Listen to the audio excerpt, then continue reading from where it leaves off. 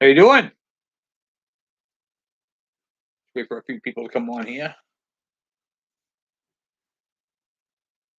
Hope everybody's doing good. You guys hear me all right?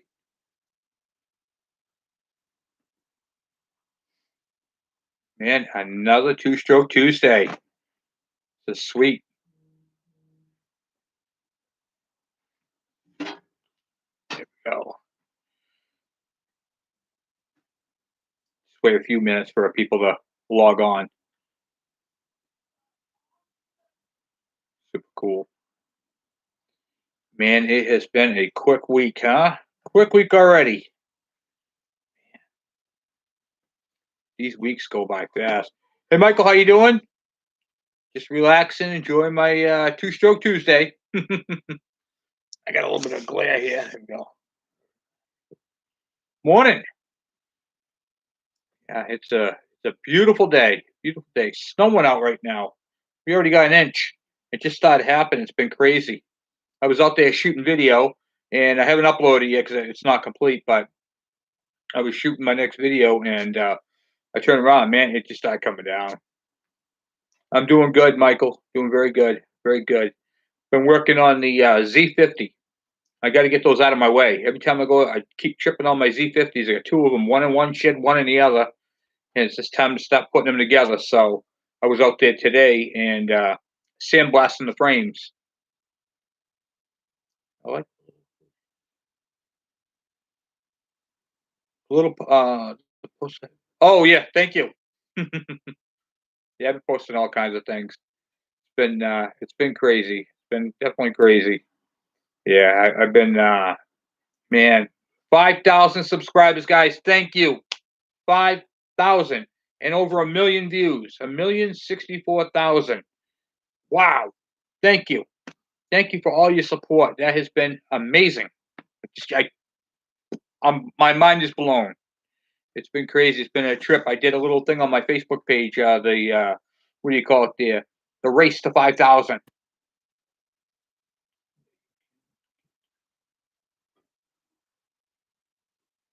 I am working on a patent for the KE 100. I'm still in the process of working on that.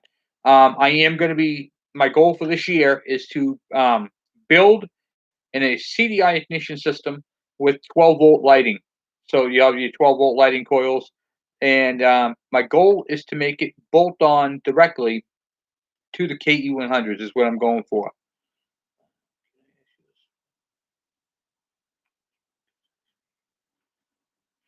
Two sprocket high speed. So um, the bikes, the KE 100s, come with a 42 tooth sprocket in the back and a 15 in the front.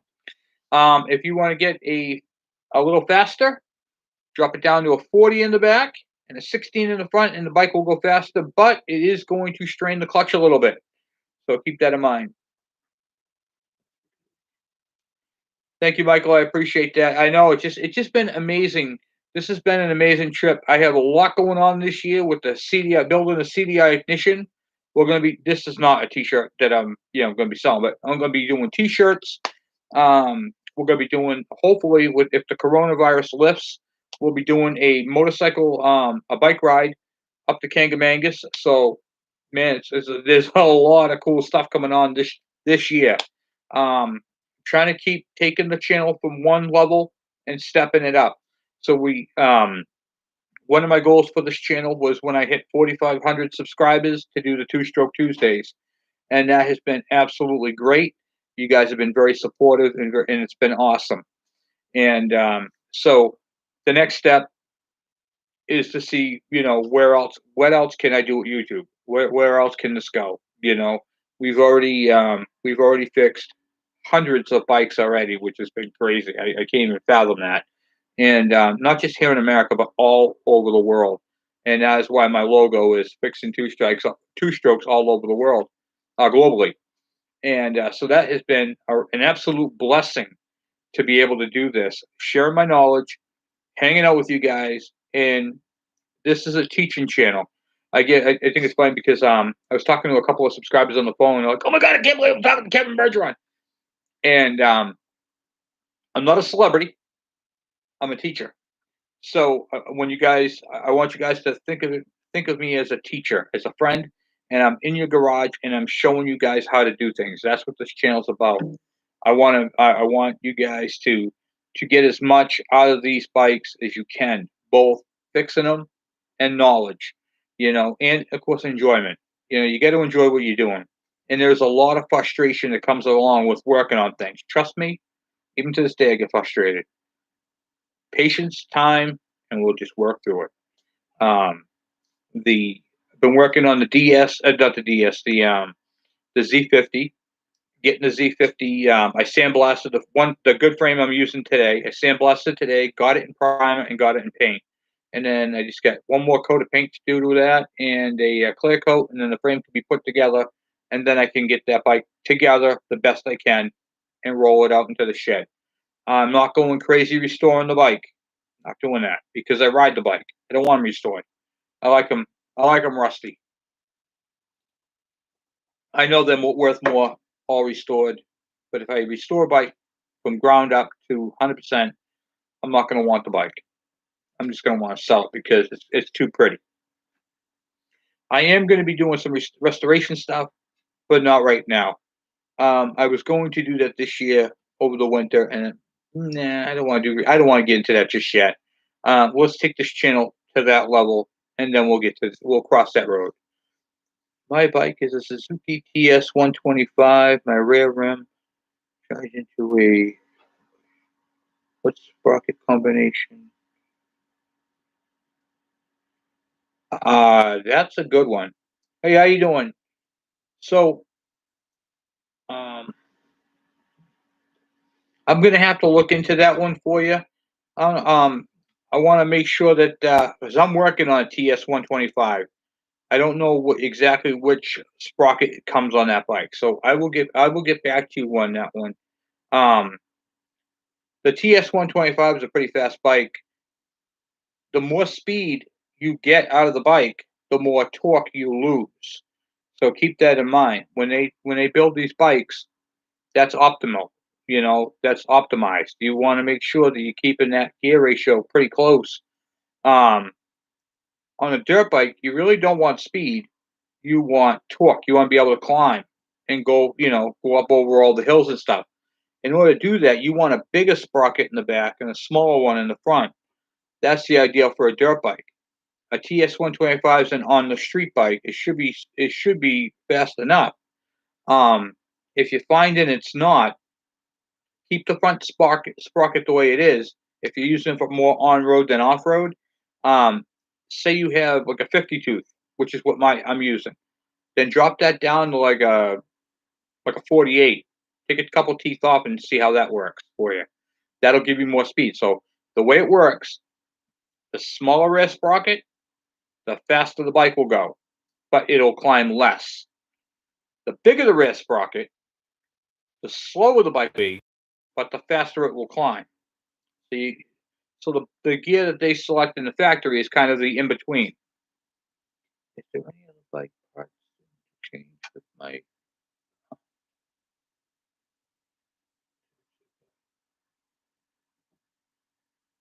The LT 175, the 185 is the same, and some of the stuff on the 125 would interchange with that.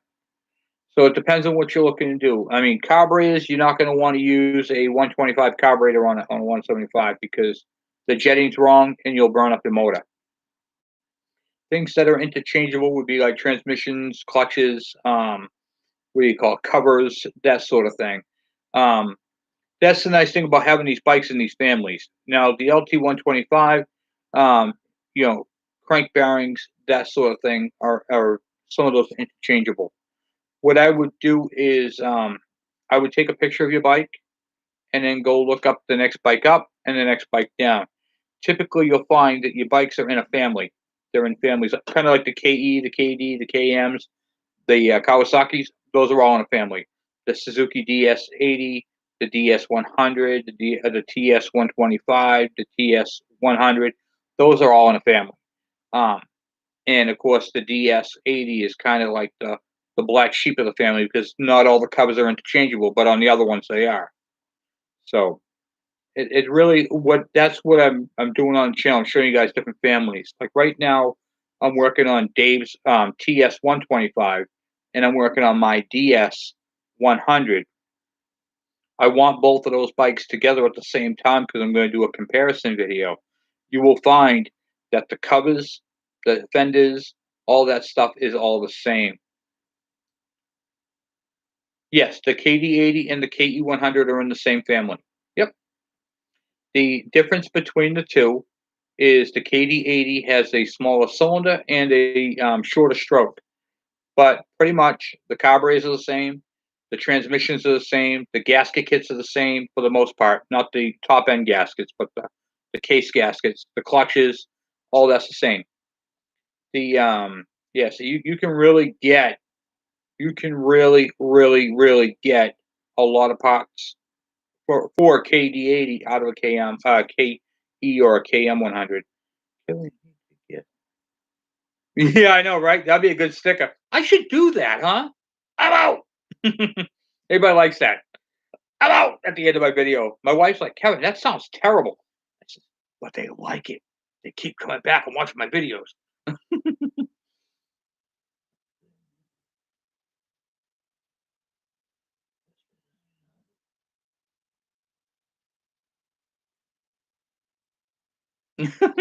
That's awesome. Ireland. Ah, wow, that's great. Welcome. That's awesome. You guys must have some beautiful hills over there. Man, I seen pictures of Ireland. Oh, I would love to ride those hills. That bike, man. Oh, a lot of fun you must be having over there. Man. And I'll tell you, it's amazing to me. All over the place. There's so many beautiful areas, and that's why I wanted to do my bike run up the Kangamangas Highway up in what do you call it there, New Hampshire. It's actually Route 112. So if you look up Route 112 in what do you call it there, Ossipee to Lincoln, New Hampshire, you'll see how beautiful the ride is. It's beautiful. It's just gorgeous weather up there. Good, not gorgeous weather, gorgeous trails and stuff like that. Um, and it's beautiful. Plenty of places to stop. If there's a problem with a bike, we could pull over. It's gonna be awesome. But yeah, no, I'm looking forward. 2021, we're gonna be doing some cool stuff on the channel. I am planning on doing that bike run at the end of well, not the end, at the later part of summer, when it's really nice up in the White Mountains, because the White Mountains have when it's nice down here, it's not always nice up there. So I'm going to be planning that accordingly as soon as I get more information on how the COVID's going. So what I'm looking to do, Michael, is towards the middle of spring when I see how that's going to go. If we're even going to be able to do it because of the whole COVID thing, then we'll do it. Uh,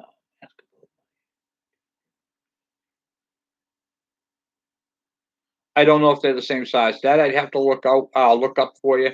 The a lot of those are the same size with different bores. Suzuki kind of does things a little different than Kawasaki. On the Kawasaki's, they keep the same cranks for most of their things, and they change the bore and the height of the cylinder.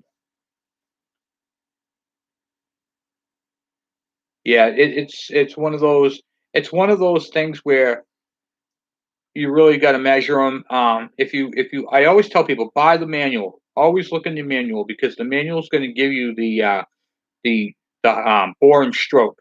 Now, what you can do is if you go on to um, bikespecs.com, or like if you type in your bike, like say you had like the Suzuki TS 125, go on to Suzuki 125 and then type in the word specs, and that'll pop up and it will show you right in the box what the bore and stroke is. Then you type in the next bike you want to compare it to in the Suzuki family, and then you'll be able to see if that bore and the stroke of well, I know the bore is going to be different, but if the stroke is the same, the crank should work.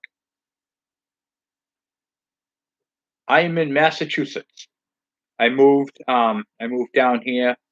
The house that I'm living in right now, we bought off my mother-in-law. She moved to Florida, so we went from New Hampshire to Massachusetts. So I love my New Hampshire. I miss it, but we got such an amazing deal on this house. Um, Literally an amazing deal. So amazing I can't even explain it to you. But this is our house, and we bought it, and it was really, really super cool. And my mother-in-law did us a solid, so I can't complain. My wife actually grew up in this house. My son Andrew's room is my wife's old room. She grew up in this house, so it's been in the house for over 30 years, which is really super cool. And you can see in back of me, it's got pine painted wood in the back, and that's what the interior is. It's got sheetrock on one side and the pine boards on the other, and it's really rustic, and I like that. So it's kind of like a lodge in a city. So pretty cool. I know I would love to. For what we got this house for, there's enough equity in this house. If we sold the house, we'd be able to move to Florida and buy a house outright. But my kids live up here, so I really can't. But man, that would be, oh my God, Florida. I'd be riding everywhere. My videos would be all me riding. It would be awful. There wouldn't be no repair videos. It would just be me riding bikes. Place a clutch in my KD80. Any tips? Yes. Any tips? So on the center of your clutch, where that little button is, put some grease around it. Hold it on there. Make sure that you don't leave out your little oil passage with the O-ring for the automatic oiler. And when you're putting the whole bike together, make sure your gasket surface is extremely clean on both sides. And then what I use is a stuff called shellac. It's brown. It smells terrible, but I put that on one side of the gasket to hold it into place, and then I put the cover on there. Um, Shellac is made by Permatex, and you get that at any auto parts store. And it's got like a little Indian on it. It's terrible, and it is very sticky, and it works really, really well. So that's what that would be the tip for you on that. And make sure that you lube the shafts before you put them on. Um, where the Kickstarter is, make sure you put oil on that seal. Don't just put it together dry. Um, and when you tighten down your screws, tighten them down in a crisscross pattern, like you're gonna do like you would change your tires. So start at the top right, bottom left,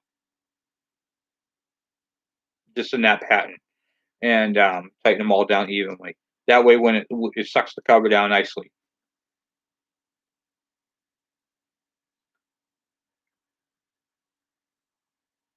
No, don't use grease on the gasket. You want to use a gasket dry or shellac, or you can use like a thin bead of silicone. I just use it just for that little sealing, you know. Very thin layer though, very thin layer. Shellac is really thin, but yeah, if you're gonna do it, just a really thin layer of RTV would be perfect on that. Yeah, it has been such a great day. I can't believe I got all that sandblasting done on that Z50. That thing is gonna come out good. I got it. I already started doing a video on it. And then we gotta finish taking apart the ones in the shed, get the front end off there.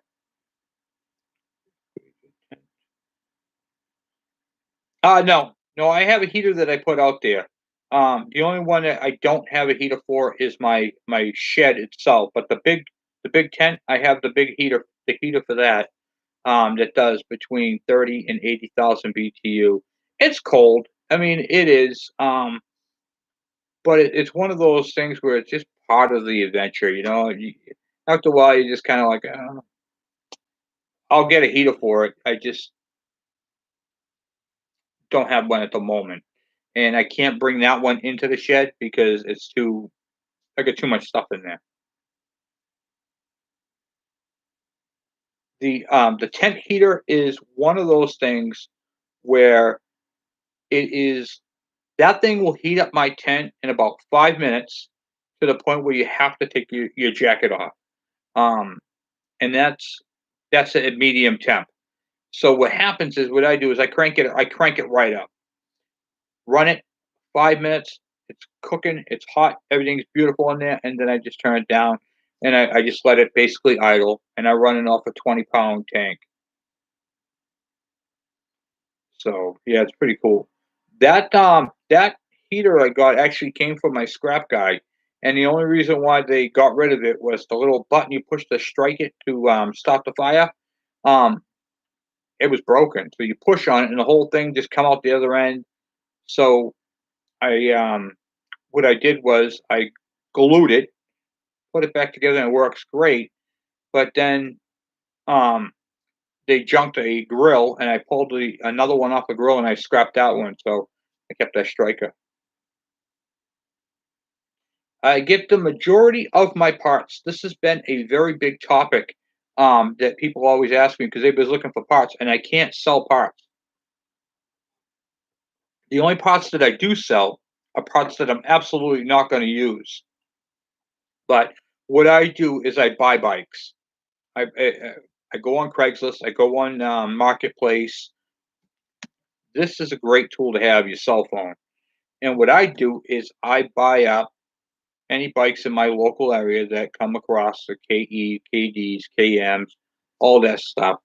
Um, and I literally strip them right down the junk if I can't get them going. I mean, some bikes are just not worth going. You'll pick up. This is a video I did a while back, and you'll see a red junk bike. I mean, thing is desecrated. It's been sitting outside for 100 years, all waterlogged, everything's rusted. Blah blah blah. I pull all the parts off, anything that's usable, and then I put them in totes and stuff. And that's how I end up with all my parts. Now I can just, if I need a part, I can just go and grab a part and put it on the bike. If I can't find it in my parts, what I do is I go on, what do you call it, the eBay or Partzilla, look up part numbers. Um, no, removing a baffle on a Suzuki or any bike that's a two-stroke will actually cause you to lose power, and if you don't jet the carburetor for that, it can actually cause your engine to burn up. If you look at this is a great question, John, because a lot of people do this on a four-stroke engine and they gain power. It's the opposite on a two-stroke. You need that restriction. So if you look at like an exhaust system for a Kawasaki, this is the best exhaust system I can use to explain it.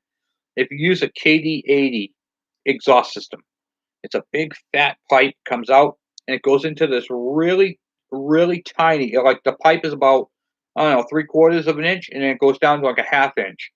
Okay, it's a tiny hole, and you're like, "What? That's gonna work?" Yeah, it works great. In fact, if you took here's a little tip for you KE guys. If you modified the KD80 tip to fit on your KE100, you will gain crazy power. It's just how it is. It's stupid power. Um, and the bikes love it. They eat it right up.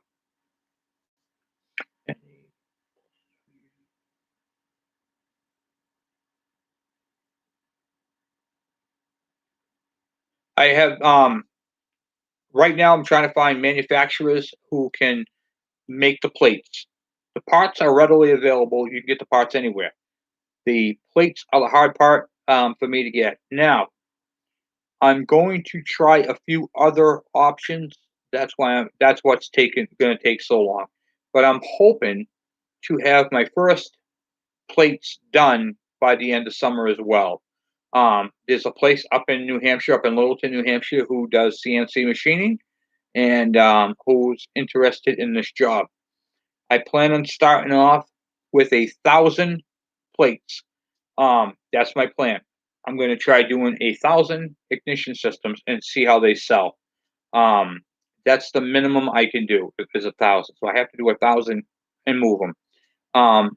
They are going to be a full priced unit. Um, what I do plan on doing after it's all done, all said and done, figuring out how much it's going to cost, and that's what it is because I'm small, so it's going to be the price of the markup is not going to be much. You're talking maybe 5 or 10%. It's not going to be a whole crazy markup because there's a lot of components involved in a CDI ignition coil, pickup tube, your what do you call it there? There's a voltage regulator in this case because it's 12 volt. and the CDI coils. And the coils for the KE 100 are easily to get. You can get the CDI coil all day long. You just have to know where to look. The pickup coil for the KE 100 for the CDI, I can get that all day long. There's a bazillion of them. They're still made today. So those are easy to find, easy to get. The charge coil, also an easy one to find. No problem. The problem is the plates and the timing. So I have to do that's the hard part. So I have the dimensions, I have that all planned out to have those made. And the other thing is the flywheels. So I have to do 1,000 plates and 1,000 flywheels. And that is going to be expensive because I'm dealing with magnets.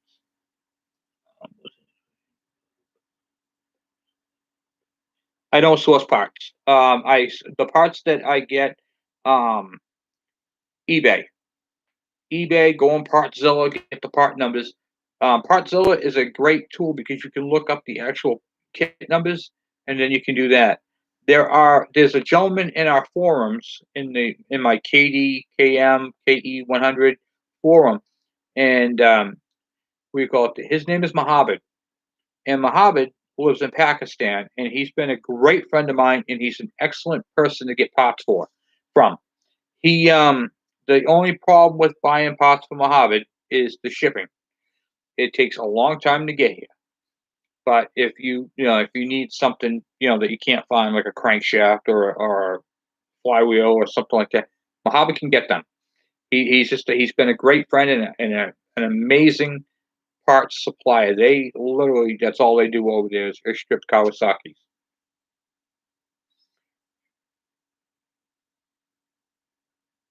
A CRE.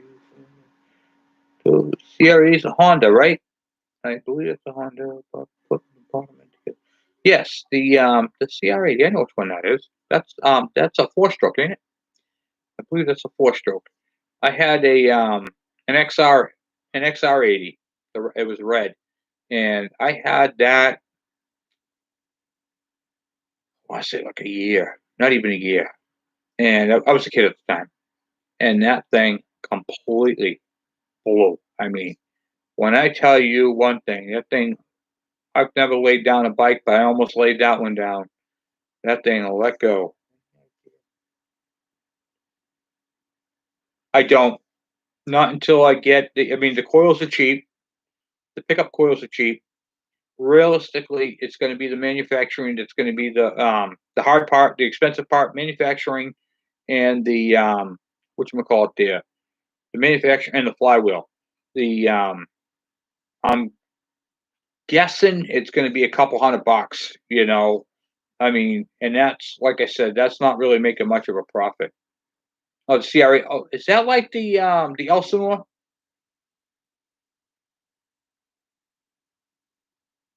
I gotta look that bike up. I'm not really too familiar with that. Yeah, that's two stroke. It's like a yeah. I'm not really too familiar with the CR80. You'll have to send me a picture of that in my email. To hold on one second. Let me just write that in there.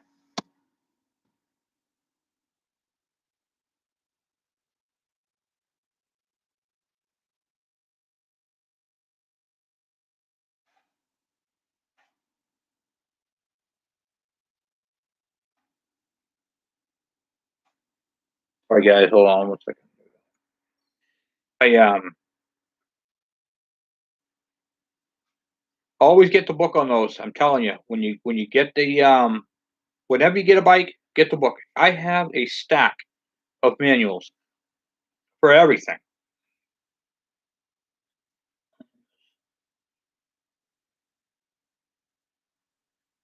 Oh, neat.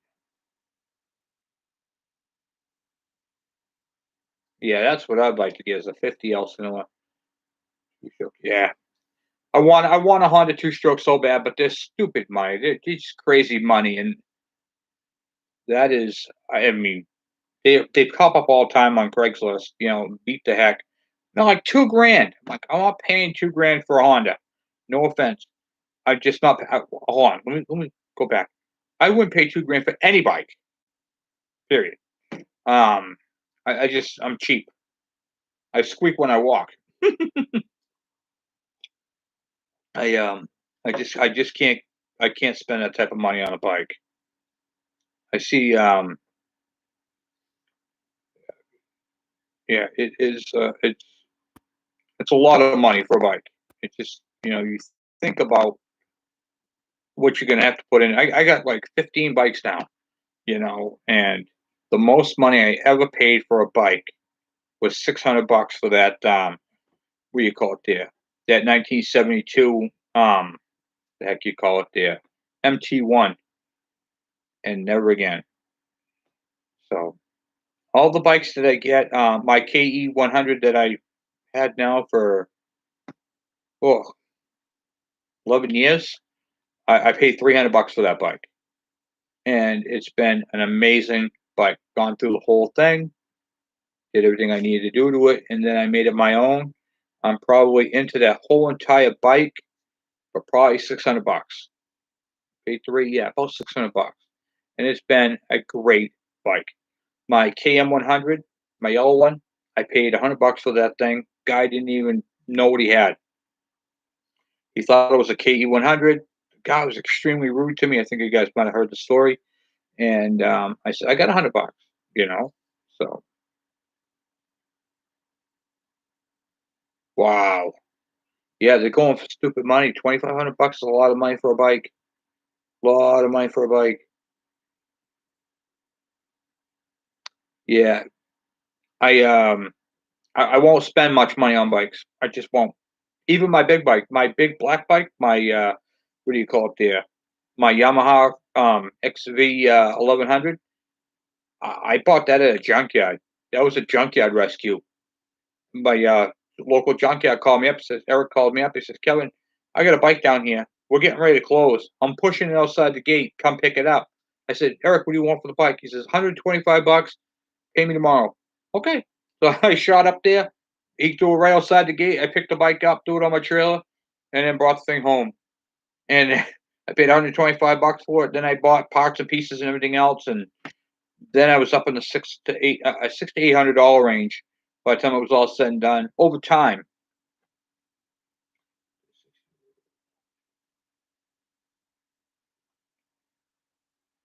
Yeah, wow, that's a lot of money. That's a lot of money. When you think of bikes, I'm an old school biker. That's my persona. I love old school biking. I I'm a junkyard dog. You know, I buy them cheap, I fix them up, and I enjoy them. I see these people. They buy these bikes, they restore them, hundreds and hundreds of dollars. They'll buy a brand new fenders, brand new this, brand new grums, brand new literally every nut and bolt, brand spanking new. They're into the bike for like 2 grand, and then they turn around and sell for 2,500, and it's like, well, I can't ride it. It's too nice. Then why'd you restore it? Just get the bike going. Put it all together. I like my bikes complete. Got to be complete. Have to be complete. I like my bikes put together the way they're supposed to be, running the way they're supposed to be, and complete. They must be complete. I can't do it if they're not complete. Just can't do it. Can't do it. I have to. The DS80. I went through that bike. And I ordered a bunch of things. I got a whole bunch of parts that just came in for today. I got the clutch arm, the clutch adjuster cover. I got the air filter. I got that broken handle grip, and I even got one side cover that came off a TS 125. By the time I'm all done this week, I'm not going to be buying any more parts until maybe next month. On that bike, I'm going to be into that bike with somewhere around $500 on that bike too. And that's my cutoff. After that, the bike is going to sit. Now that bike is actually going to come in handy because the the DS 100 that I have out in the shed there, the spokes on it are rotted. They got like 5 or 6 weak spokes, and I'm going to be doing a video on relacing and truing a rim.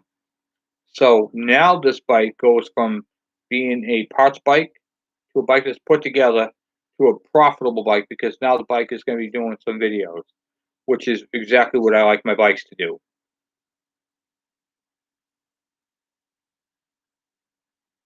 Yeah, that's only for yeah, exactly. Nice example. The I don't I'm going to enjoy all the bikes that I have. I start them up, I ride them around, I enjoy them. Some of my bikes that I actually ride on the road, like my KM 100, I actually ride that bike. My KE 100, I ride that bike. Um, excuse me. And I got other bikes that I'm going to be riding, like my GT80. I'll be riding that. That bike is complete and is working. It's going to have the full gauge package, and will be registered and all that, which is really super cool. So I got a lot of bikes that are going to be registered and on the road. And this year I'll be working on um, titling everything in Massachusetts. Everything right now is in New Hampshire, so I'll be titling everything in Massachusetts. And it's been a great thing. So I got all the bikes in the back, and they're all um, in a nice climate controlled, room. It's heated. It's beautiful. Just put that out there. Put a heater vent out there. So now everything stays nice and warm, and they're not out in the freezing cold. They're not out in the weather, and all that stuff. So helps the bikes last a little longer. Um, and every year I go through them. I take them out, look them over, and I think I might have told you guys I keep bags on each one of my seats or hanging from the handlebars on some of the bikes. And so as I get parts for these bikes, they go out back. I go out back. I go into the room, and I put all the parts and pieces that go to those bikes in the bags. So next year, when I open them up and I get out there and start doing work on them, excuse me, I grab the bikes and I open up the bags, and now I just put all these parts and pieces on, and I go right through them. I have a on my data sheet that's on my computer that tells me when to do for oil changes, all that type of stuff, what the mileage is, and that stuff. No, I don't sell any of my bikes. Um, I really can't now. Now that I have the YouTube channel, um, certain bikes I let go, but all my bikes really do make me money. I get through YouTube. They guys watch the videos. I don't make a lot of money, but I do make some money, and it's because of those bikes. So selling them wouldn't be profitable to sell them because they're making me money at this point. Although one of my bikes is actually coming up to the point where it's actually almost paying me off. So I'll be owning that bike with no money into it, which is pretty cool.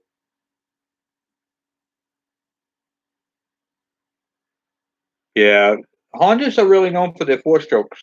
The four stroke bikes have been their real strong point. Yeah, on back on selling the bikes, I get a lot of people who offer me money for the bikes, and I have to turn them down. I just can't sell them. I really, really enjoy my collection and sharing my collection with the world. And each one of my bikes is personalized to me. So I literally make my bikes my own. There's every bike that's out back there has a CDI ignition on them. They're one-off systems. They're custom-made systems, tricked out carburetors, tricked out exhaust, modified this, modified that. So if I was to sell them, I would lose all that, and then I'd have to start over from scratch because of like, for instance, my KD80. If I sold my KD80, I'd be like, "Oh my god, I gotta get another one." That's just how I am. I gotta get another one, and then I'll be trying to replicate what I did because literally all my bikes are CDI except for my 72.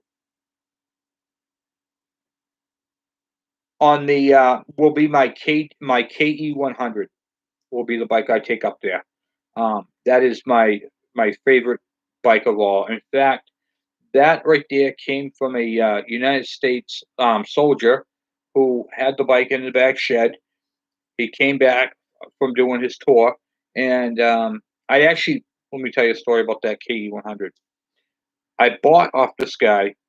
I bought off a what the heck was that? A Honda CB 750, and I paid I think it was $300 for the bike, and it just needed the carbs cleaned. I cleaned the carbs. The tank was crystal clean. He ran it out of fuel in the tank, but there was fuel left over on the carburetors. He never drained them out.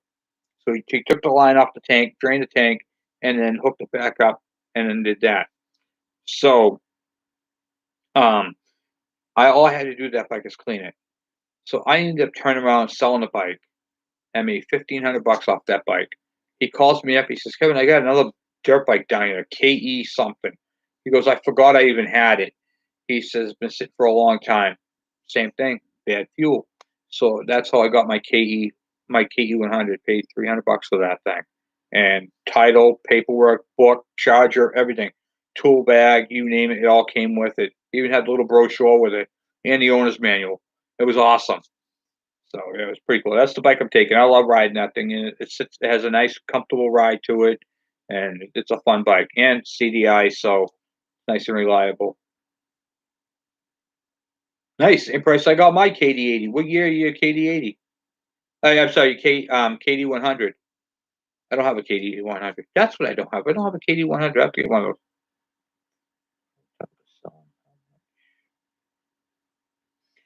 All right. Well, it goes on the condition on any bike, for instance, and what the person is willing to to spend on a bike.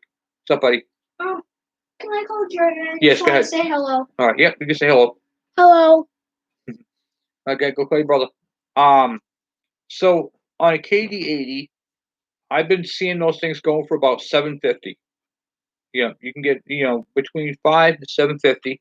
Depend upon the condition of it. I mean, if the tank is all dented and rusted, if the seat's all torn up, obviously it's gonna be less. Um, I'm going to be doing a video on what to look for when you buy a bike too. That's a good thing. And you want to make sure, when you're looking at a bike, picture what I always do is picture yourself buying your bike. Picture yourself wanting to buy the bike. Is the automatic oil hooked up? Is the covers all on there? Are they cracked? Are they split? Is the fenders good? Are the spokes good? Are the tires good? If that's all good, then the bike is on the higher end, about 750.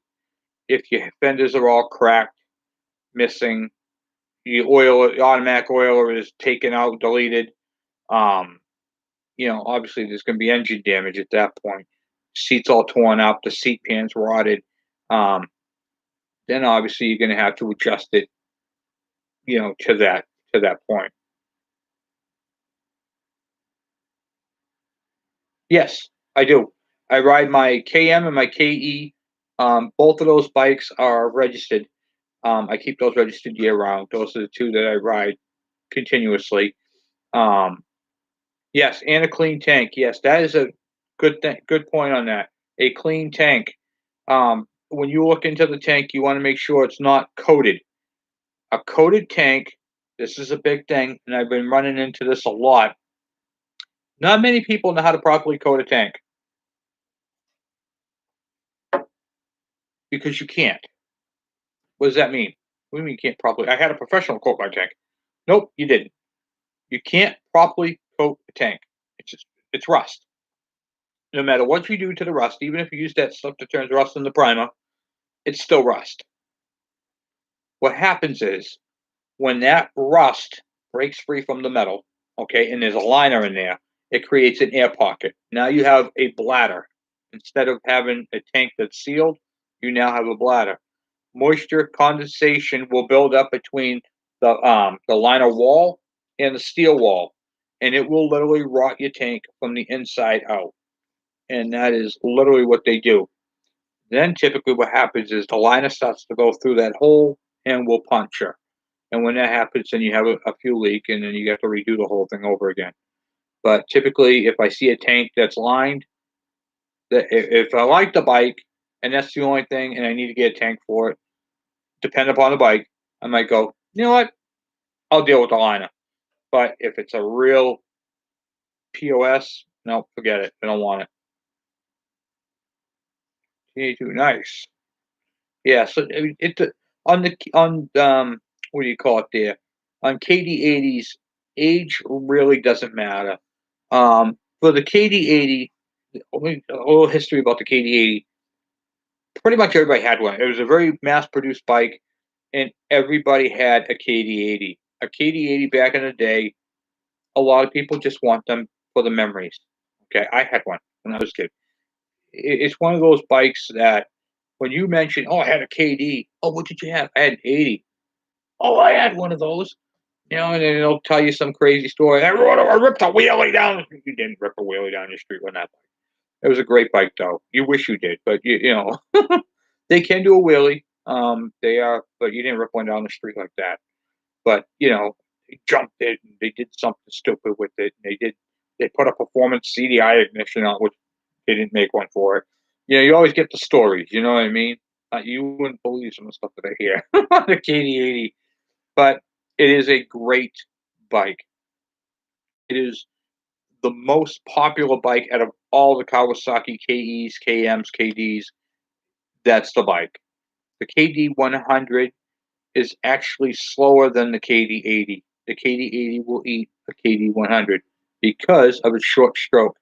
Um, it revs quicker and is like let's put it this way: if I race my KD 80 against my KM 100, my KD 80 is going to beat my KM 100. Period. Just because it's got a shorter stroke and it revs way quicker, and it's a fun bike, but it's definitely faster. Definitely faster than my KM.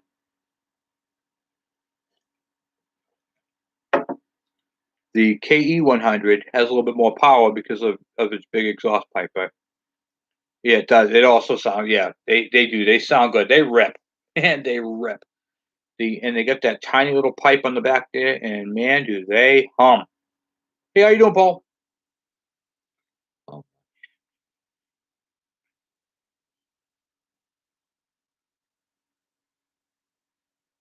quite a bit. That's what we do on the channel. They're the same. The G4s are the same as the G5s. There's very little differences on 'em. One of the differences between the G4 and the G5 is the shifting pattern. One's all the way down is neutral, and then it goes 1, 2, 3, 4, 5. Where the G5s are one down, neutral, 2, 3, 4, 5, and then you got your one of the other difference between the G4s and the G5s is the earlier ones had a thicker rotary valve, so you know they weren't interchangeable because the housing and the rotary valve are different materials too. So there's a few differences, but nothing really crazy. Some of the covers are different. So one has a two-piece, you know, with where you take off the carb cover, where your clutch adjustment is. It doesn't have the little alignment mark, just things like that. So it has to be at the 45-degree angle. Yeah, quite a bit. Been dealing with G4s, G5s. I have a couple here, actually, a couple of motors. My favorite daily rider is my Yamaha Virago 1100. That is my favorite bike to ride. It's got the forward controls. Me and the wife take that up to the White Mountains all the time, you know, once every year, but I call it all the time. I wish it was more. Um, that is my favorite bike. That thing is just all power, all power. It pulls you. It's got, like I said, it's 1100. It's 1100 cc's of fun, and it goes. It really, really rips. That's the bike I was talking about earlier from the junkyard. And now it started off as gray.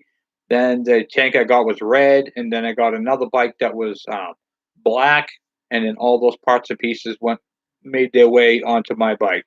Because that's what I do. I don't get rid of bikes. I take the parts and pieces, and I keep trickling them down to other bikes until I get the bike I want. And then I took all the color out of my bike, so it's literally black and chrome. That's it.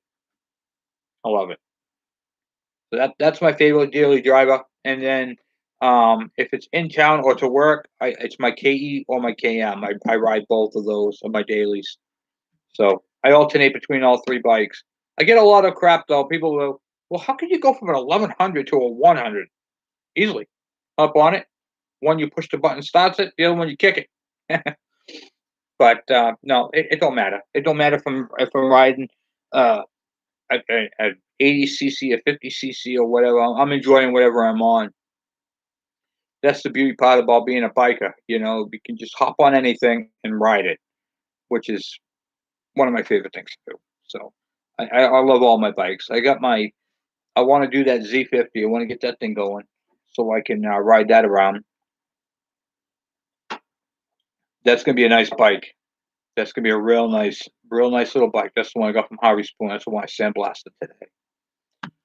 But yeah, I have a lot of fun on all my bikes. Like I said, my daily driver, my 1100. That thing goes.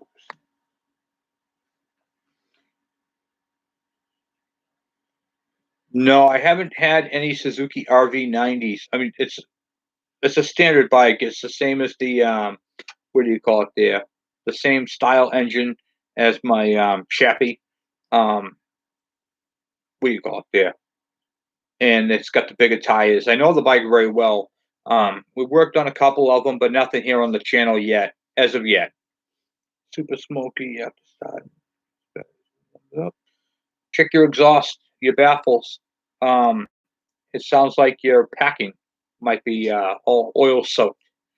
So that was another thing I got to do a video on is packing. I did one about packing a little while ago. Packing, exhaust packing is when you take the baffle out. It's a packing. It's a fiberglass packing that goes around your exhaust baffles.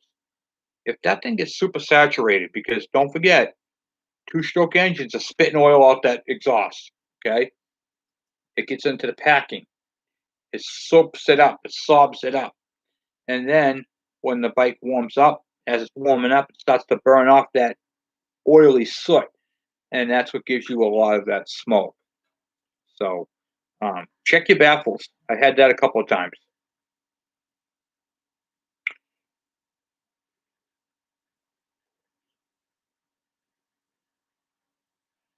What's that? Yeah, that could be too. So, I mean, a lot of times people like unseize a bike and they don't realize it, but they put oil in the cylinder, like you would a four-stroke. Then they kick it over. Then the oil goes up into the exhaust. Well, the whole exhaust systems on these bikes have a mesh, a wire mesh with packing material, and for deadening the sound. Well, anyway, that packing gets oil soaked, and then it burns off the side as it heats up. So you get an extra smoke on a two-stroke, which is terrible. And I know because it happened to me. I actually sometimes I just take the exhaust off, I start a fire, and I throw it on top of the fire for a few minutes and let it burn, let it cook it.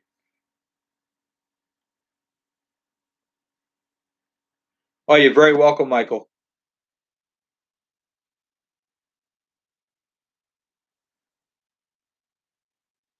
Yeah. What's that?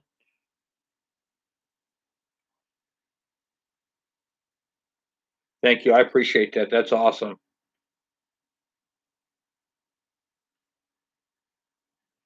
I try.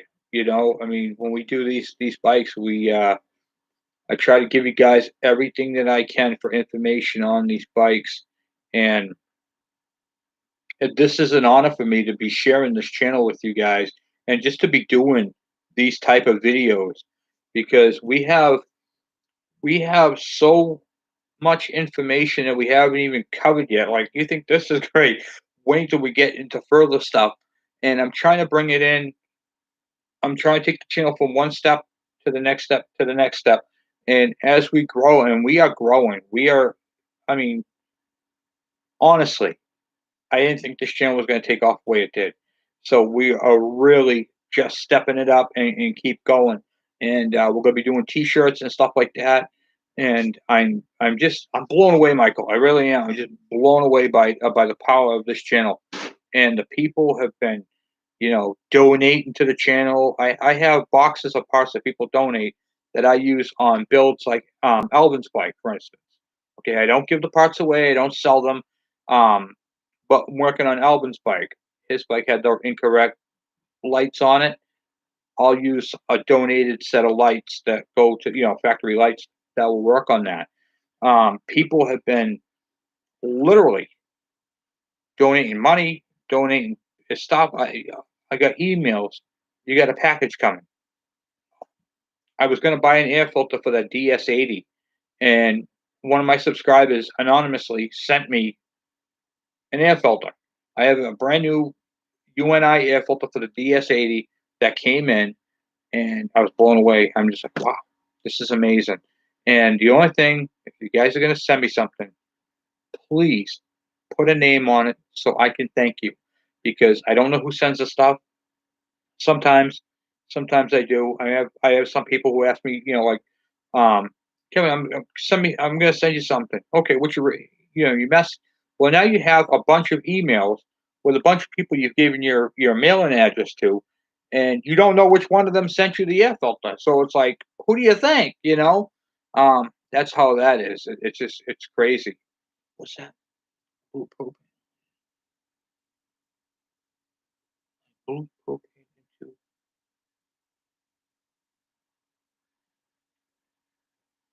Oh, you're welcome. I don't understand what you mean by propane. I blew propane into it, full but compressed air. Are you talking about the exhaust to burn it out? That's good, but it's also dangerous because if you're doing something like that, that's a bomb. So be careful of that. Um, I throw it right on the flame. Are you talking like a propane torch? If you do a propane torch, you can do that. That I do that too. If you have it hanging upside down, you blow a torch into the bottom, it'll cook the soot out of it. Um, and then you'll yeah, it that can get hairy. That can get hairy, especially if it has any fuel in it. Then it'll be like you'll hear it. But no, this channel is honestly, and I can't put words into it. I literally cannot express how I feel about this channel. And thank you for the God bless your heart. I am honored to be even sitting here doing this. I mean, we are the only channel that's doing this. The Two Stroke Tuesdays, and it's awesome. And people, there's a guy Dale, who just started a YouTube channel, and on one of my next videos, I'm going to post a link for it. He started his own channel, and Dale Swager, check him out. Um, I'll put the well, not on this one, but on my next video, I'll try, if I remember correctly, I'll put that link in there. And I inspired him to start his own channel, and he started his channel. He's doing great work. Um, this is what I want. I want us to build, to get out there, work on bikes, get these things up and going, and ride them majestically, and just enjoy the same passion that I have,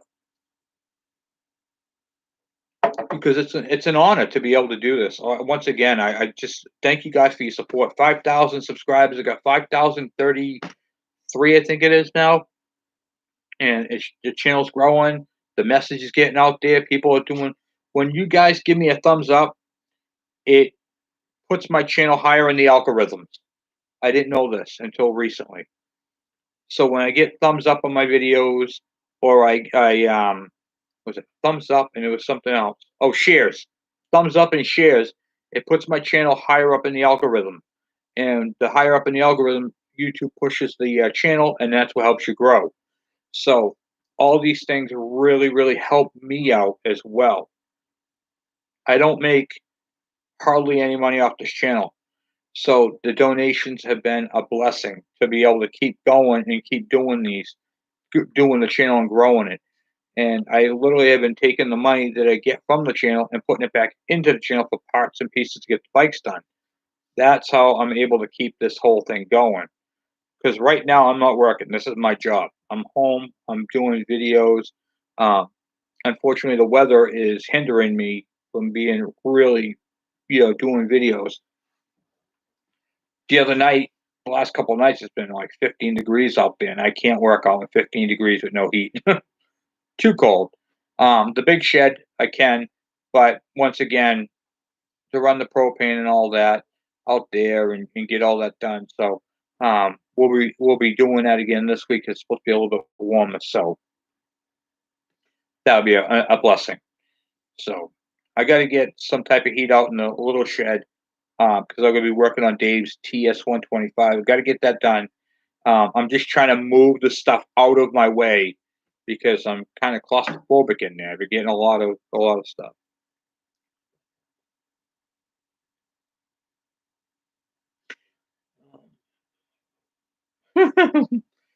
I'll tell you something about wives. Okay, a wife will always think a man is nuts.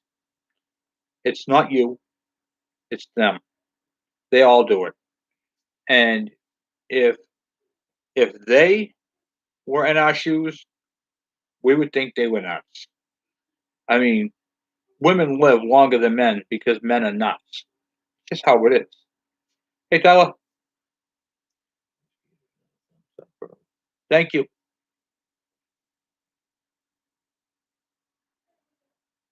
Yeah, this is really awesome. This channel because we can answer questions, and you guys, like I said, you guys talk to me on the phone, through email. The email thing is a little harder because I'm not always on my computer. I'm either in a shed working on something. I'm outside working on something. I have a lot. I do the bikes on the YouTube channel and sometimes a small engine, but for the most part, I'm out there working on chainsaws, weed whacker, snow blowers, that sort of thing. So it's been crazy.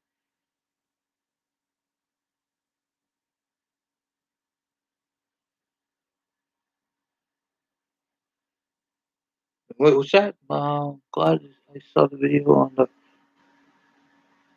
case. Okay, thought it was awesome. Uh, Hey, how you doing?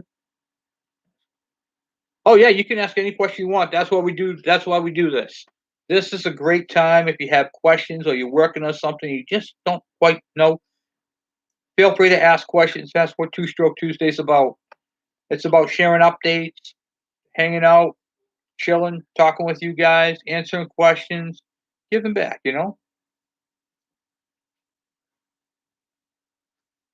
Oh yeah, that hole that's on the top there. Yeah, some bikes have them, some bikes don't, and it's for a different style cover, so that helps out too. You wouldn't believe when you're working on stuff. So on a KE 100, there's a top hole up there and it's threaded, and you take the cover off and you go, "Did I miss something?" Nope, it's just a hole that Kawasaki had there because they were going to use it for something else and never did. So it's been crazy, but yeah, I mean that's what this is all about: questions, answers. I'm not looking at everybody as mechanics. I want you guys to be mechanics, but I know you're not all mechanics. Some of you guys are, but not all of you guys. And this channel is based around that. It's built for that. It's built for the non-mechanic, the guys who are just getting their wrenches wet with oil. And keep up the great work. You guys have been doing what I've been teaching you, and I keep getting emails and messages. Oh my God, my bike runs, and I can't tell you how happy that makes me. That you guys are the ones doing the work. That you at home or outside in a shed, in a garage, or just out in the open, working on these bikes and getting them going. It's you guys who are doing the work. I'm teaching you, but you're doing it. And I have to say, some of you guys are from other countries and other places who don't really speak, English. And you guys are relying on the translator down bottom that translates what I'm saying into your language. And that's amazing to me. Hey, Larry, it has been an amazing trip. I boom, I can't even fathom it.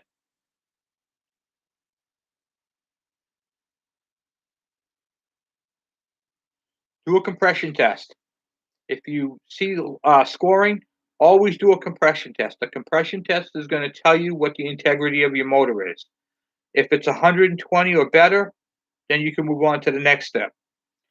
On a boggy situation, when the key won't fire, it sounds boggy. So the first thing you're going to do, if it won't start, change the spark plug and do a compression test. That's going to tell you right off the bat what's going on. So always check the spark, check for compression.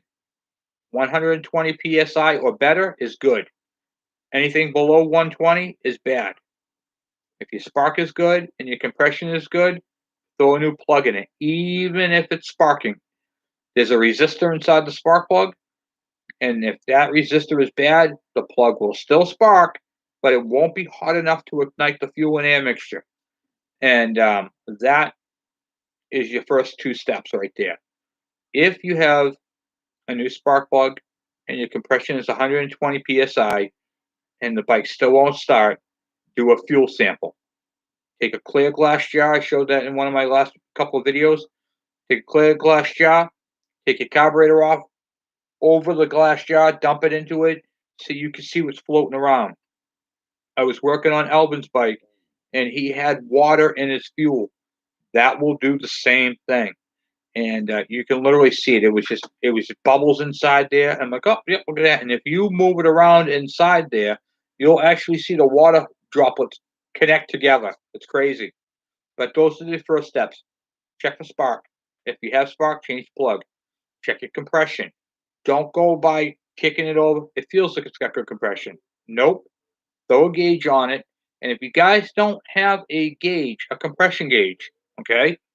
If you don't have a compression gauge, what you can do is you can go to a Harbor Freight and get one cheap, or you can rent one for free over at AutoZone. So what you do at AutoZone, you go to rent one. What they'll do is they'll give you one, and you have to pay full price for the thing. You pay full price for the compression gauge. You take the tool home, you use it, you bring it back. They'll give you your money back. If you decide not to return it and keep it, you own it. Where do you get?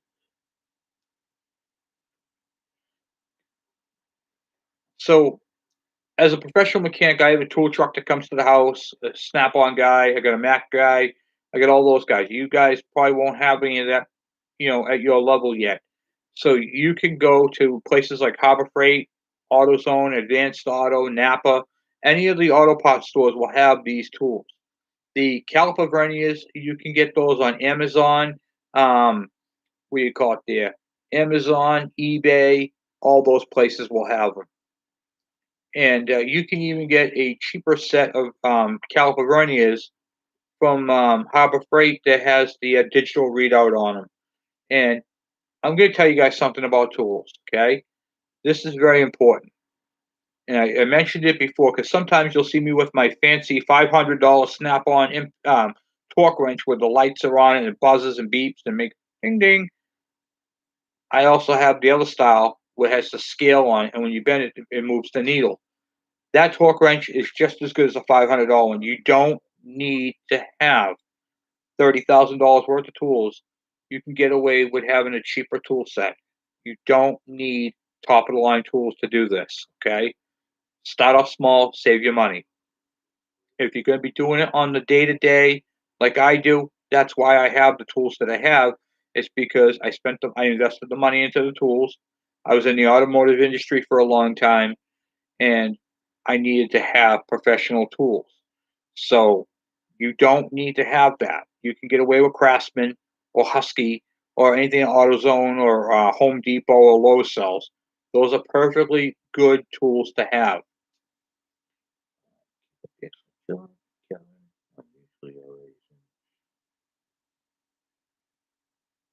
Oh, thank you very much, Larry. I appreciate that. And I love having you guys. You guys, like I said, been great.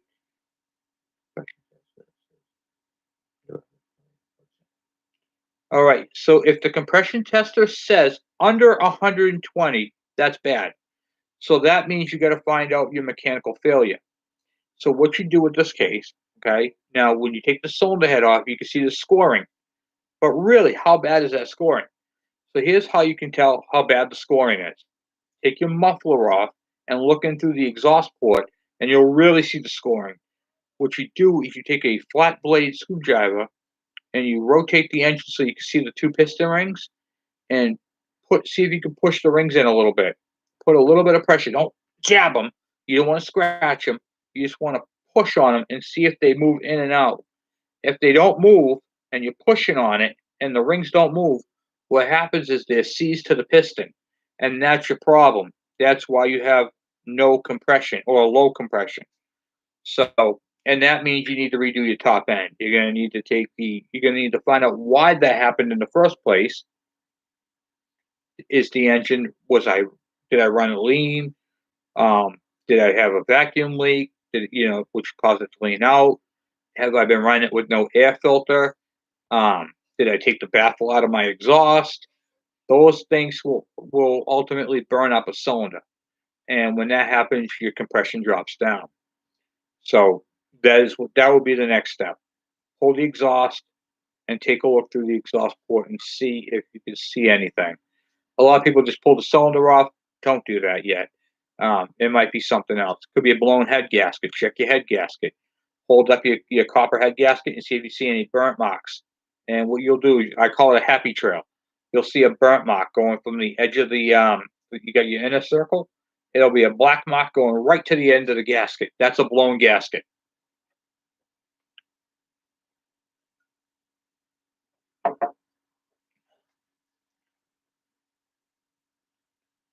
Or no cover.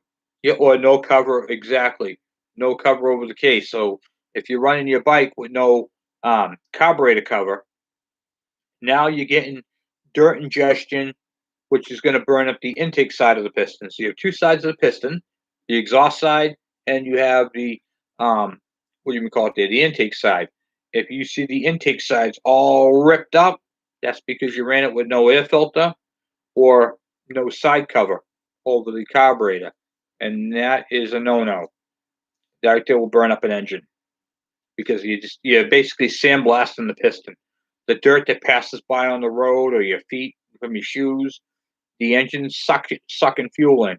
So anything that's in its pathway is going to get sucked into that motor. So that is definitely make sure that you keep the covers, make sure it's clean, make sure there's a gasket on it. It's a very, very important. I actually get a lot of bikes because of that problem. I must have about 12 engines out back that have dirt ingestion engines that are just junk. So it's a very, very, very, very big thing. It's a maintenance thing. You want to make sure that your bike is 100% and sealed. Any water that can get in there, any condensation, will do that.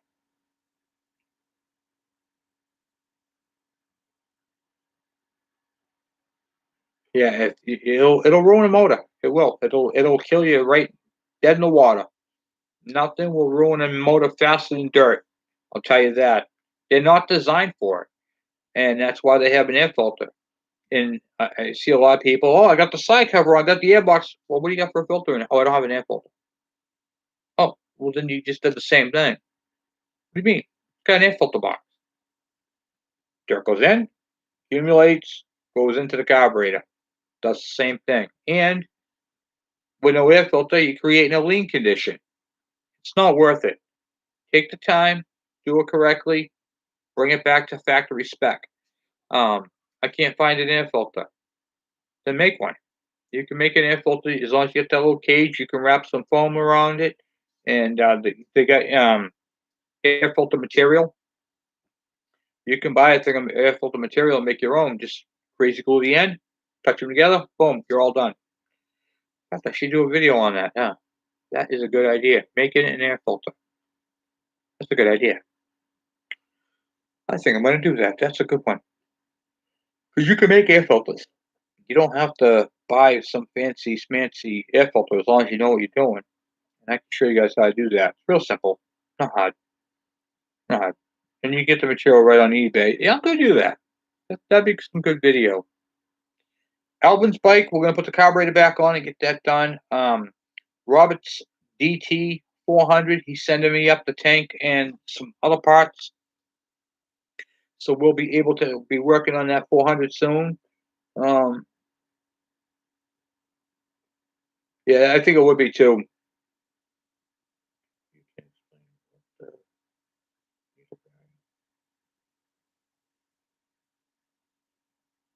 What's that? You can explain what the needle bearing is for in the piston. That's for pivoting.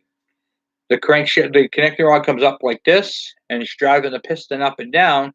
Well, the piston doesn't move; it only goes up and down. So you need to be able to have a pivot point right there, and that's what the needle bearing is inside there. So it flexes.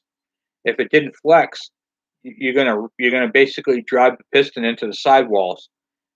forcefully, and that would destroy. So if your connecting rod is tight, that's probably your problem. Um, that piston should be loosey goosey, should be flipping around in there. Well, not in the cylinder, not in the cylinder, but when it's out.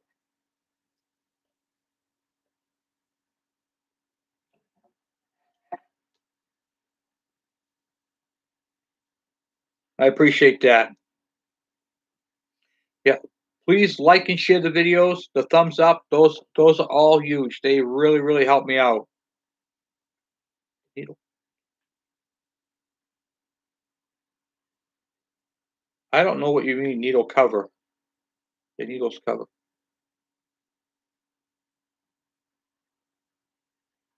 You mean it's sticking out past the what do you call it there? The connecting rod?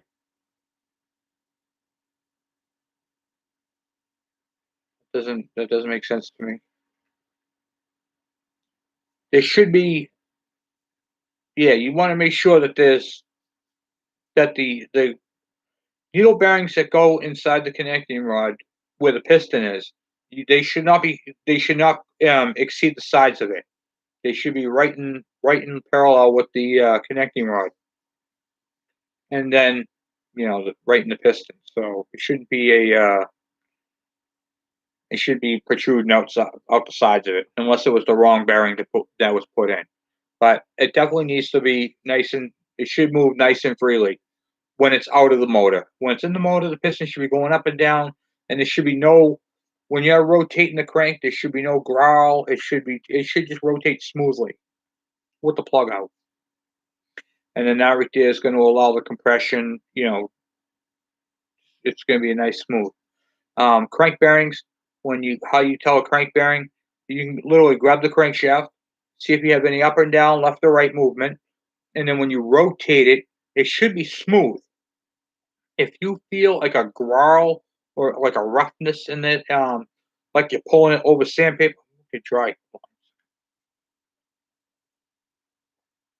Sorry about that. Any growling or any tightness, that's a sign of a bad crank bearing. If you can move it up and down, that means the crank bearing's bad. It's automatic bad, and that right there will also create a lean condition because now you're flexing on the crank seals, so the seal's not grabbing it the way it's supposed to, and that's a bad thing.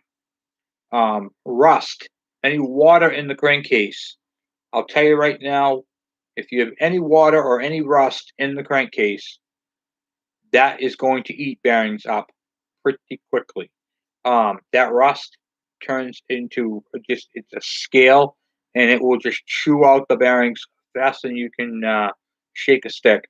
So replace those bearings. It's easier to replace them. I got a question this week about rebuilding the KE 100 crankshaft. It is not worth rebuilding. You can buy them cheap, a used one, and it's very hard to get the bearings and parts and pieces for those. The crank bearings are easy. The connector rod bearings and the pin are not so easy. So make sure your connecting rod is nice and clean and smoothly.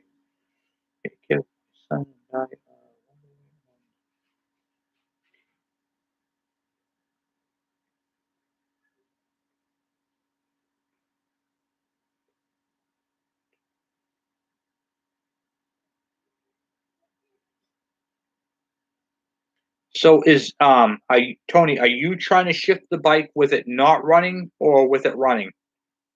That's a big question because if the bike is not running and you're trying to go into those other gears, you won't be able to if it's not running.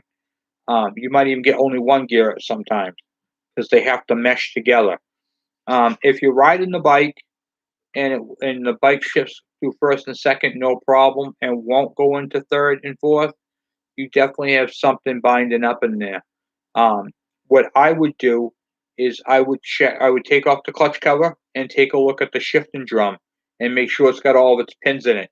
Sometimes what you'll find is a pin is worn flat, and the little piece that comes up and grabs it and turns it, each one of them, that is will be you'll find a couple pins rounded off there, or it could be a bad shift fork. So in that case, what you do is you take the oil plug at the bottom out and see if any metal or anything comes out. Um, that's going to give you an indication of what's going on. If you see metal, then you know a bearing. You know, if you see like metal, it could be a bearing on the end or a bushing. And instead of the shaft being straight, it's cocked to one angle, and that would jam up the rest of the gear. So you might get one or two out of it, but when it starts to go down, it'll bind up too much. You would think you would hear all that, but not necessarily, because the engine really does do a good job of drowning out internal noises. But pull the plug, see what the oil looks like when it comes out. When riding it, yep. So a couple of things you can do before you do any of that: change the oil, see what comes out of it. If any metal, do it in a clean bucket. If you can do it in a glass bowl, that's the best. But if you can't, a nice clean bucket, dump the oil into that and see if there's any metal or if there's any chunks or if there's any little fragments of metal. The second thing you can do a clutch adjustment. Redo your clutch adjustment and see if that helps you. Um, what was it there? And then if all that fails and you don't have metal in there and your clutch adjustment is perfect and you get plenty of free play and everything's all happy, peace on earth, then what you're going to do is you're going to want to remove that clutch cover and see if you can see anything. Now, when you remove that clutch cover, you're going to have little windows cut into the casing where you can actually see into the gears. So then at that point, you can have your son hold the flashlight, look inside there, rotate the clutch basket, and kind of go through you have to get the rear wheel off the ground, but rotate the clutch basket and shift as you go and see if you can get four gears out of it. If you can't, you might be able to see through that window, or if you had like a scope, a bore scope, you'd be able to see the mechanical movement. Is it hitting something? Is the fork bent? You know, it did have metal in the oil. Okay, so if it did have metal in the oil, you definitely have something in that transmission that let go, or is hindering it from stopping. And sometimes what happens is that oil will take a piece of metal and it will stick in the grooves. And so when that gear goes to move over, it can't because that little chunk of metal's holding it. So it sounds like it broke some teeth off or something happened like that, and it won't allow it to move over. So at that point, I would split the case and take a look. Once you see metal, you know you have a problem. Split the case, take a look at it, and like I said, do what I said as you're taking these bikes apart. First thing you and your son are going to want to do, Tony, order a pizza. Best thing you can do. Sit down, have a pizza. Say, hey, we're going to have a pizza. And then after this pizza, we're going to go get to work. Use the pizza box, poke your holes, put the screws back in where they came from, the cover, all that stuff. Get yourself some plastic baggies, a Sharpie marker, and mark everything. Use your, I call it, use your resources. Use your cell phone. Take pictures of the different way the springs go, the clips go, and how it's supposed to look. That way, later on, when you go to put the spike back together, you go, where did that piece go? Well, wait a minute. Oh yeah, look right there. And then you can put the thing together and boom. You know, um, pictures are a great resource, especially if you're building something and you're not sure what is going on.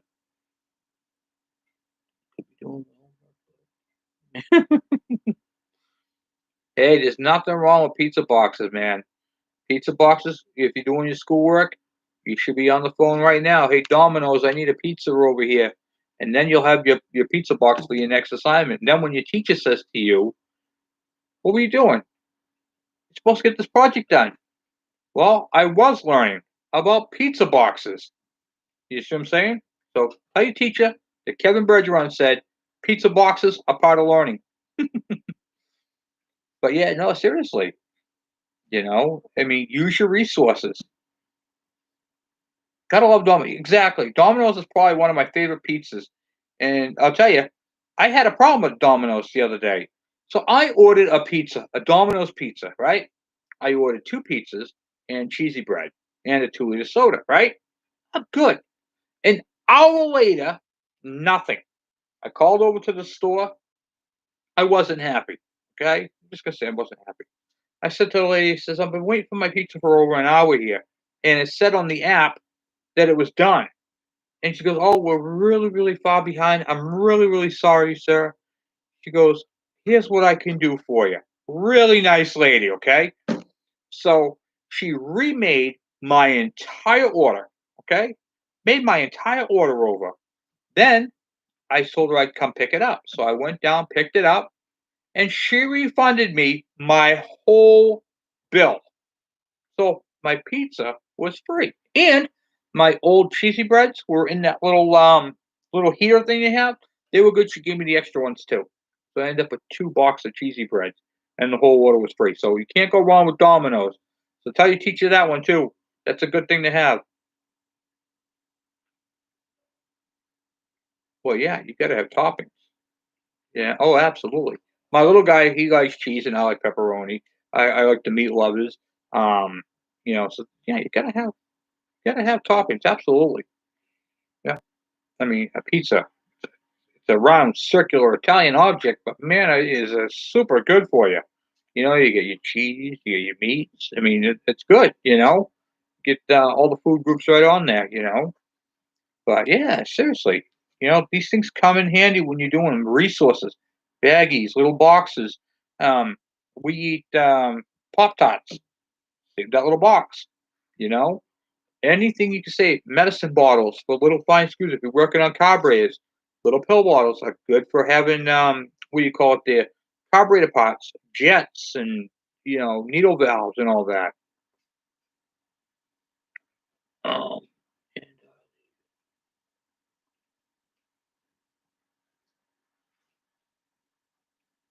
well, yeah. I mean, I thought you were going to say. Oh yeah, nope, nope. They did a solid. I'm telling you, they really did a solid. They went through the whole thing, and they took care of me on the pizza. So 76 KH1. Oh wow, nice bike. So the KH100 has a sister bike, okay? And I want to tell you about that. The KH100 is the same bike as the G3 SS 90cc. Just it's 100. So the parts, the exhaust, the covers, and all that are the same.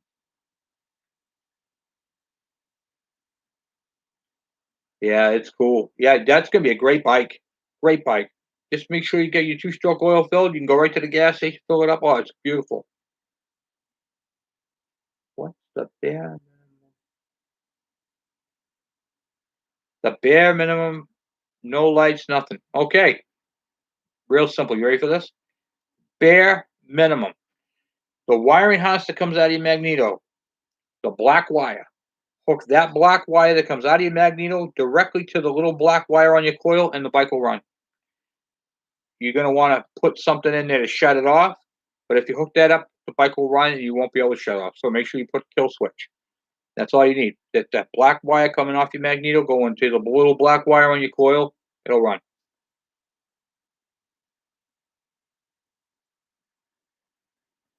Yeah, sometimes the electrical systems are they can be tricky. Cool, buddy. I usually watch it though. All right, yeah, that's right. I'm doing my video. Um, yeah, you're gonna have to go through it step by step on that and find out what you need for parts and the direction you want to take the bike in. A lot of people take the directionals off them and just use the hand signals. How you doing, Kenneth? 175. Oh,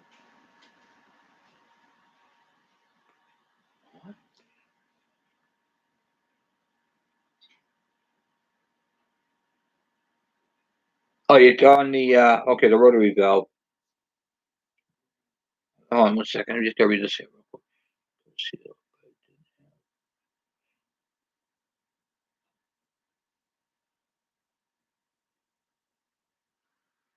Is it okay to remove?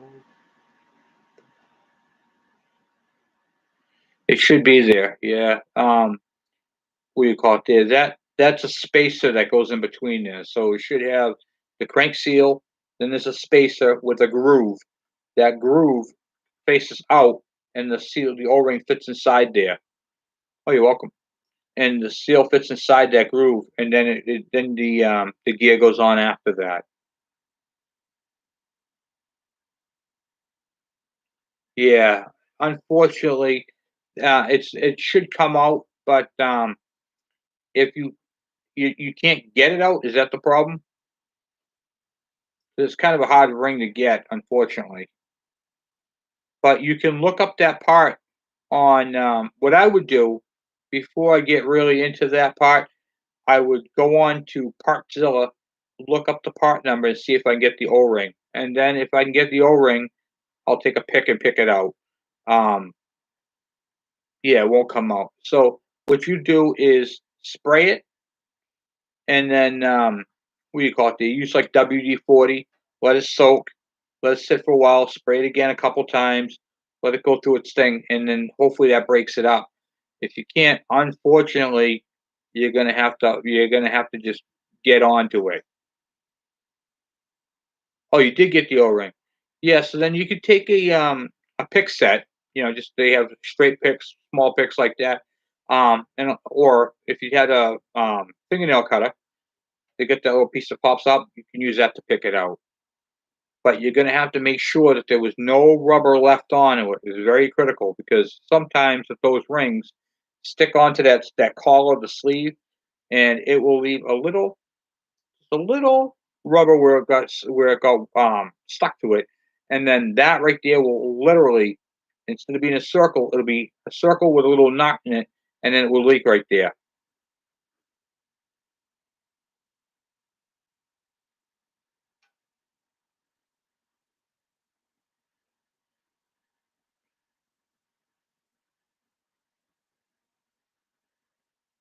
Yeah, a lot of the speedometer cable you get that for a KE 100. Um, that's not an issue. So my speedometer cable is also destroyed.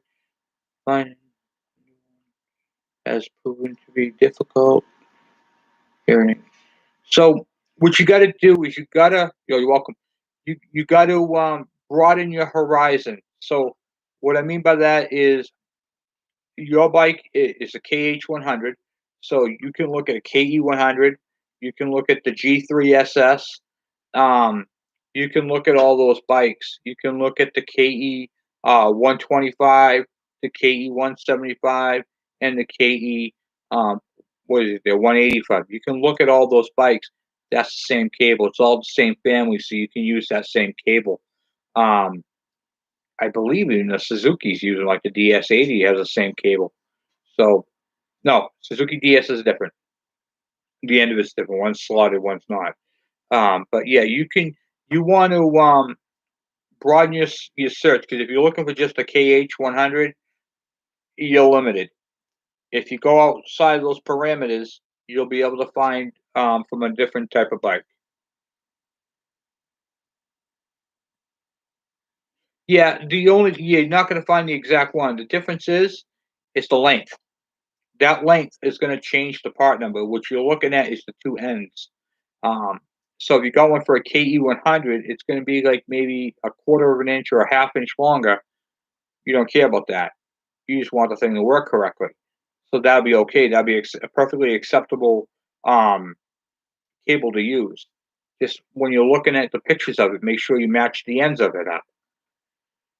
But the part numbers on these bikes, even though they're the same family, it might be a minute change in it, like length, um, color, thickness, that sort of thing.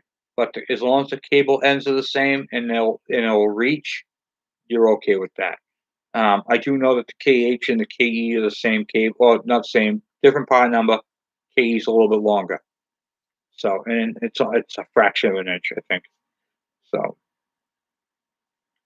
yeah, so that right there might help you find that. And yeah,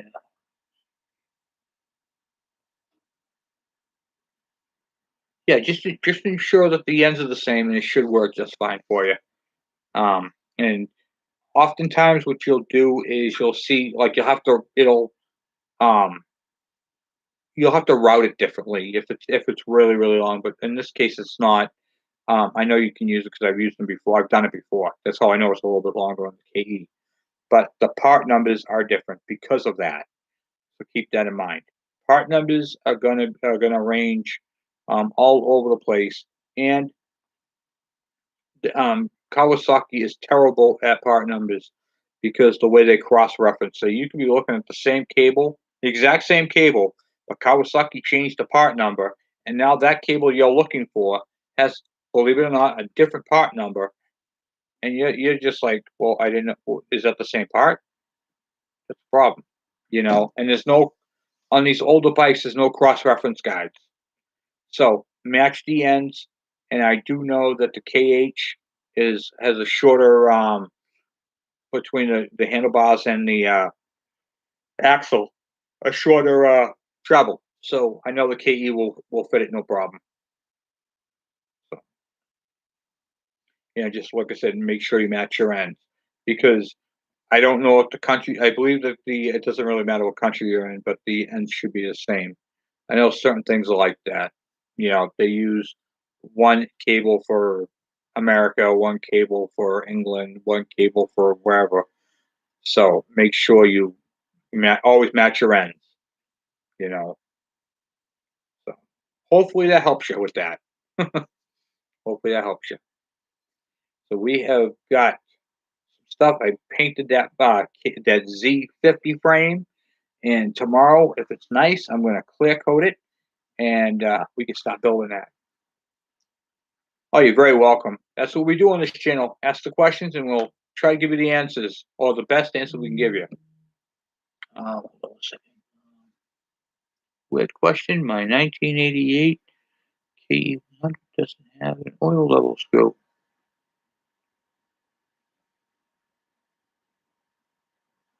Doesn't have an oil level screw next to the Kickstarter? You'll have to send me a picture of that because I've never seen one that didn't have one. It's right next to the right next to the Kickstarter, and it says right on the case oil level. That's weird, especially on 88. It has an actual dipstick.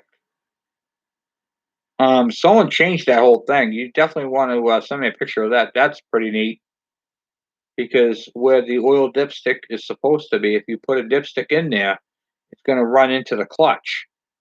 So you might have a different engine on that bike because that's not right.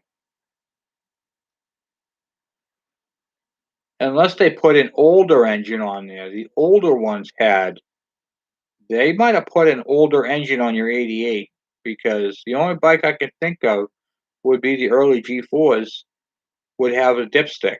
I have a couple of dipsticks here and doesn't have the oil plug. I think they might have put an older engine on your bike.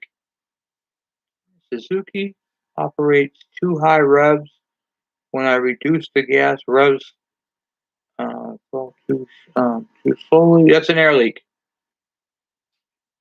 You have you are leaning out, so you have a air leak. That air leak could be what do you call it there? It could be a crank seal. You could have what do you call it there? A leaky around the carburetor, the base gasket. So you're gonna want to spray around the engine with carburetor cleaner and see if you can see where it does that. You do not want to run that engine too much because you will burn it up. So make sure you test that. You should pressure test it and pull a vacuum on it and see if it can hold three psi of vacuum for like 5 to 7 minutes.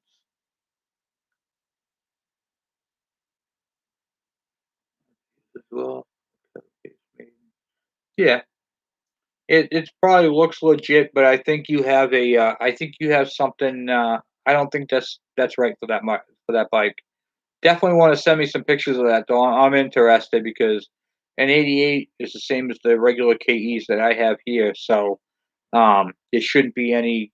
You should have that plug next to it, and the only engine I could think of would be that earlier G4 there, the one I don't really play around with too much because it's old, has a dipstick. and no plug. So, and it goes in at a different angle, away from the clutch. Excuse me. I'm so tired. Yeah, I'm gonna after the clear coat is done, then we still gotta finish doing the front end on that, and then that's out of the thing. Yeah, I got the Yamaha Chappie in my way and my DS80. Once DS100, I mean. Once those two are done, I'm going to be happy. Man, I just gotta get those out of there. Let's see if I can fix the engine serial. You ain't gonna find anything on that serial number. Very, very difficult to do that.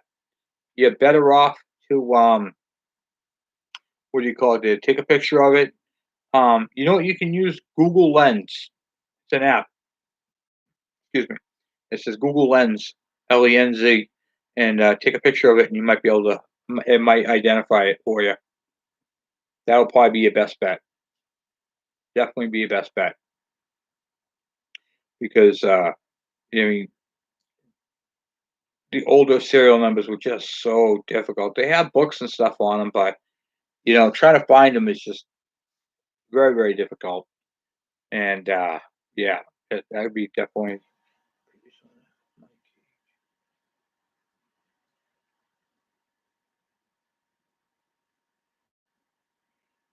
There is, yeah, there's so many wires. Um, Match up the colors the best you can. Where hook up the rectifier?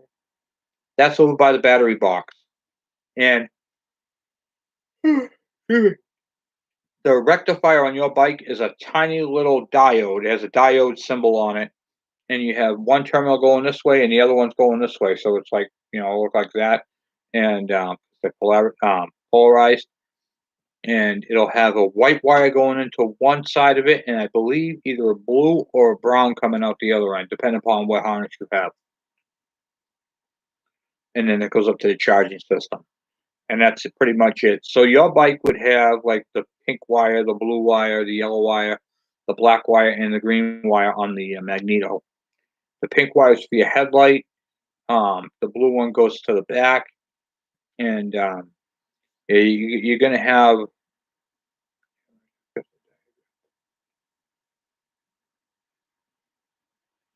Yeah, it can because of the way it loops back and everything else. That was a very primitive system. They actually made that system harder than the newer one.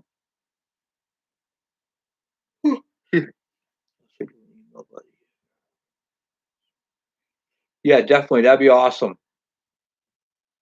Yeah, that'd be cool.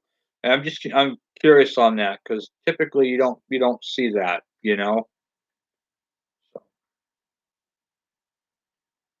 man, I tell you, I am super super excited. Getting a little caught up. You know what I mean? A little caught up.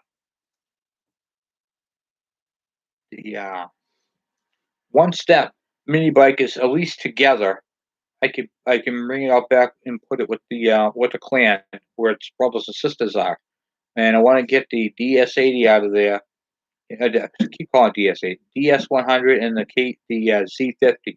Once I get those two bikes out of there, I'll have a lot more room. And uh, I got to work on the Alvin's bike, which is on the thing right now. And then this week we're gonna do Dave's case. We're gonna put the case together and get that done.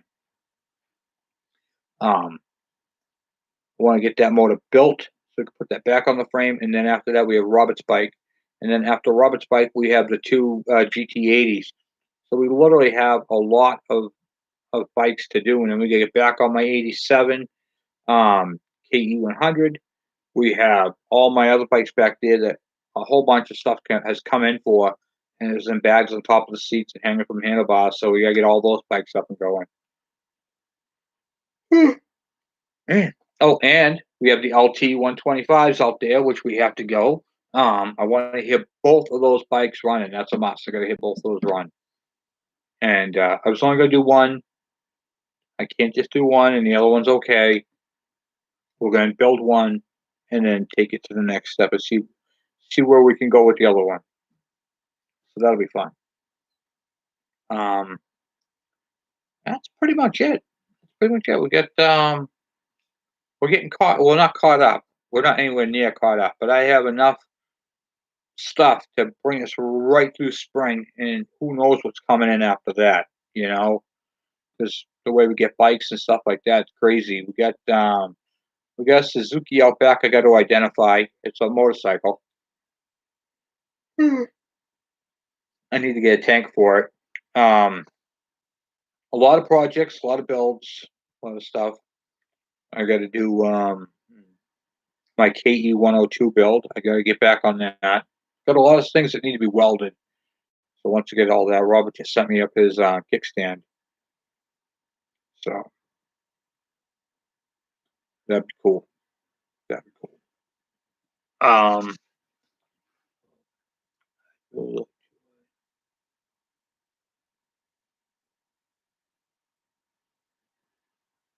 Oh, there you go. Excuse me. S90. Yeah, you're gonna like the KH. The KH is a really fun bike. I mean, it's one of those bikes. It's a really classic. I like the way the exhaust comes out the bottom.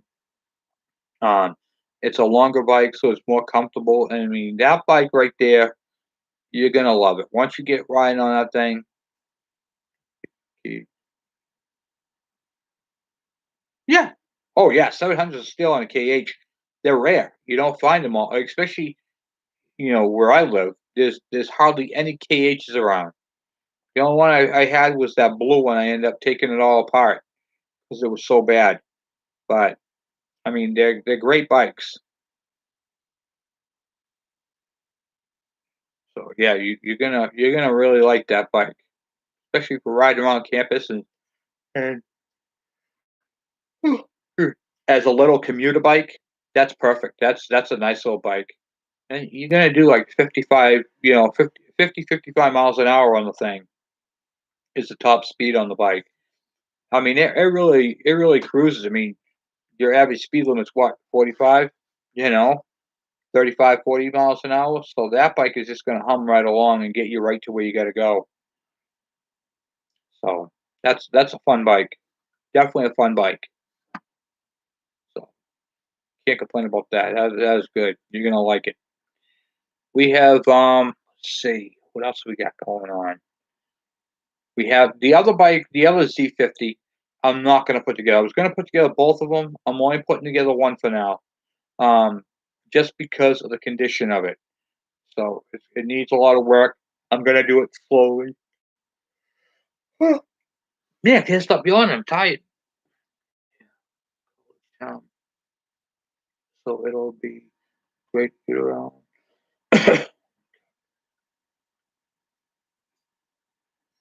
Oh yeah, so yeah, you're gonna, especially on that nice summer day. Oh yeah, you're gonna enjoy going right to campus with that. You're gonna have a lot of fun. You are definitely gonna have a lot of fun with that. And not to mention everybody's gonna be envying you. Being on a KH. Yeah, you got that. That's a bike. Clean it up, spiffy it up. That's a head turner. Especially being a two-stroke, that just makes it cooler. You know, and not many people know about those. So it's gonna be, like I said, when you drive by with that, you're gonna be turning some heads. Oh my god, guys! Oh, sorry, I can't stop yawning. I am tired. Been up since 5 o'clock this morning. I am like junk. I did all that work in such a short period of time. Then I had a flat tire. That was crazy today too. I got to do tires on my truck. Got a lot of stuff coming up on that. So that's definitely gonna be another. That's gonna be another nice project. I might be doing some videos on that as well. I got to replace an oil pan gasket and a rear main seal. So I'll be doing videos on that this summer. You'll be seeing a lot of cool stuff on that truck. That's my 1986 F-150. Got the 351 high output in it, V8, and it goes. So that's a cool, cool truck. Love it. Love it, my baby.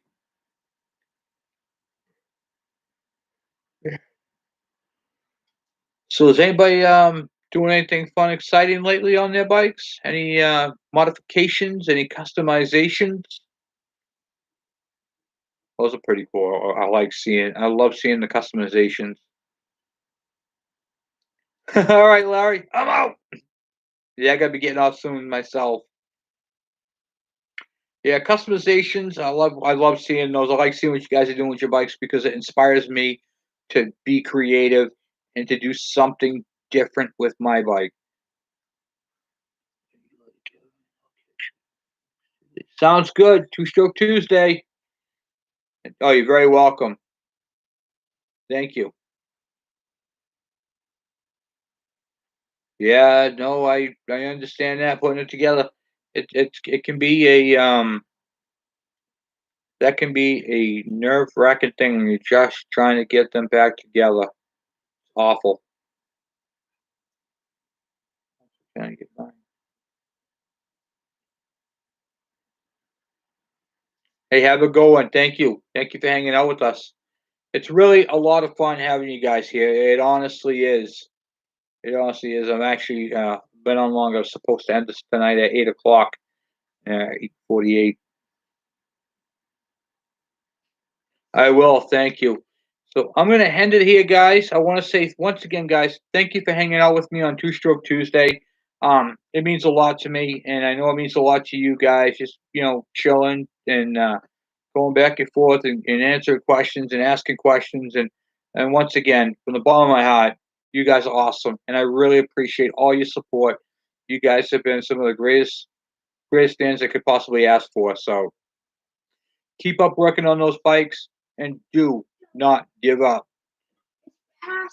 Oh, yeah, I know. I'm getting off right now. So anyway, guys, thank you. I am Kevin, and oh, he made that, and I am out. Yep.